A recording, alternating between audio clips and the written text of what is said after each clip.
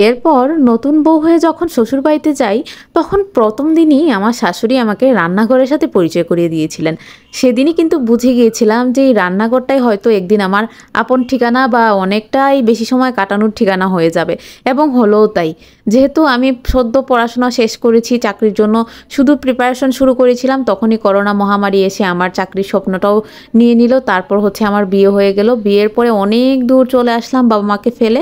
সেখানে আসার পরে আমি যখন প্রথমবার রান্নাঘরে অনেকটা সময় অতিবাহিত করতে হলো, তখন বুঝতে পারলাম আসলে রান্নাঘরটাই মেয়েদের আপন ঠিকানা। যেহেতু রান্নাঘরটাই আমার শেষ ঠিকানা হয়ে গেল, তখন আমি ভাবলাম এই রান্নাঘর নিয়েই না হয় নতুন করে পথ চলা শুরু হোক। তারপরে এই রান্নাঘরের ভিডিও দিয়েই কিন্তু আমি আমার পেজে ভিডিও আপলোড করা শুরু করি।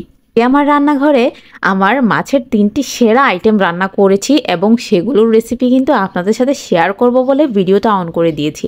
প্রথমে মাছগুলো সুন্দর করে ভেজে নিয়েছিলাম। আমি আমার যে কয় পিস লাগবে সেই কয় পিস একসাথেই ভেজে নিলাম ননস্টিক প্যানের মধ্যে। আপনারাও এরকম ভেজে নিতে পারেন। আর অনেকেই কিন্তু কাঁচাও দেখেছি মাছ পছন্দ করেন খেতে, তো আমি কিন্তু একটু ভেজেই পছন্দ করি খাওয়া। এই মাছটা রান্না করব দুধ দিয়ে। তো কিরকম রান্না করি আপনারা দেখুন। প্রথমেই প্যানের মধ্যে একটু তেল দিয়ে দিলাম, তার মধ্যে একটু কালো জিরা ফোড়ন দিয়ে তার মধ্যে পেঁয়াজ এবং টমেটো সুন্দর করে ব্লেন্ড করে দিয়ে দিলাম। দেখুন কতটা সুন্দর কালার এসেছে। আমি কিন্তু এরকম প্রায়ই রান্না করে থাকি এবং এটা খুবই সুস্বাদু হয়। আমি যেহেতু আমার একদম নিজস্ব রেসিপিগুলো আপনাদের সাথে শেয়ার করি, সেজন্য হচ্ছে আমি যেভাবেই রান্না করছি সেটাই কিন্তু আপনাদের সাথে শেয়ার করছি।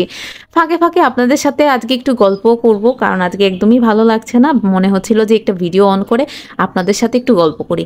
তারপর এর মধ্যে হলুদ, লবণ, মরিচ এবং একটু জিরে গুঁড়ো দিয়ে ভালো করে এটাকে মশলাটা ভেজে নেওয়ার জন্য এটাই অনেকক্ষণ ধরে একটু মশলাটা ভাজবো, কারণ মশলাটা ভাজাই আমার কাছে ইম্পর্ট্যান্ট। মশলাটা ভালো করে না ভাজা হলে খেতে একদমই ভালো লাগে না আমার কাছে। সময় যদি আমরা শুধু গদবাঁধা নিয়মেই যদি রান্নাবান্না করে থাকি, তাহলে কিন্তু একদমই ভালো লাগবে না, কারণ এতে ঘরের মানুষও একঘেয়ে হয়ে যায়। আমার হাজব্যান্ডও প্রায়ই আমাকে বলতো আগে যে তোমার হাতের রান্না এখন আর ভালো লাগছে না, কারণ তুমি একই নিয়মে রান্না করো।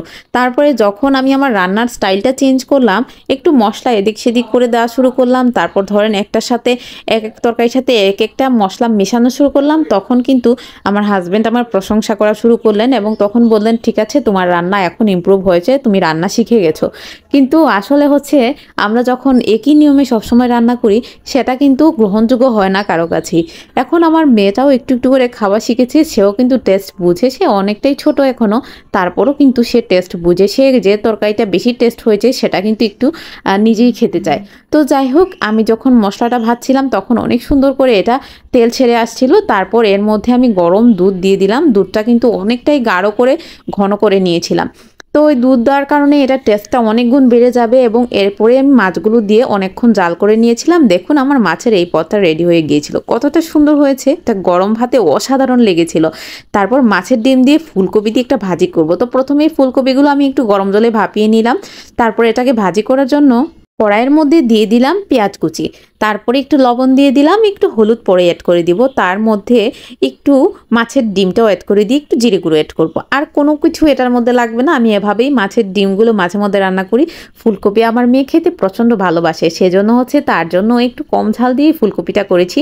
এবং ফুলকপি দিয়ে এরকম মাছের ডিম খুবই ভালো লাগে। অনেক সময় জানেন ছোট একটা মাছের মধ্য থেকে এইটুকু ডিম বের হয়, এবং এইটুকু ডিমে কিন্তু পরিবারের সবার খাওয়া হয় না। তখন আমরা যদি ঘরে থাকা যে কোনো সবজি এরকম আমাদের ডিমের সাথে দিয়ে দিই সুন্দর করে একটু আগে সিদ্ধ করে, তাহলে কিন্তু পরিমাণটাও বেড়ে যায় এবং খেতেও অনেক বেশি ভালো লাগে। তারপর আমার যখন ফুলকপি ডিম সবগুলো সুন্দর করে ভাজা হয়ে গেল, আমি কয়েকটা কাঁচামরিচ দিয়ে সুন্দর করে নামিয়ে নিলাম। দেখুন কতটা সুন্দর হয়েছে। এটা যেমন সুন্দর হয়েছিল, খেতেও কিন্তু অনেক অসাধারণ হয়েছিল। তারপর মাছের আরেক পদ বসিয়ে দিলাম।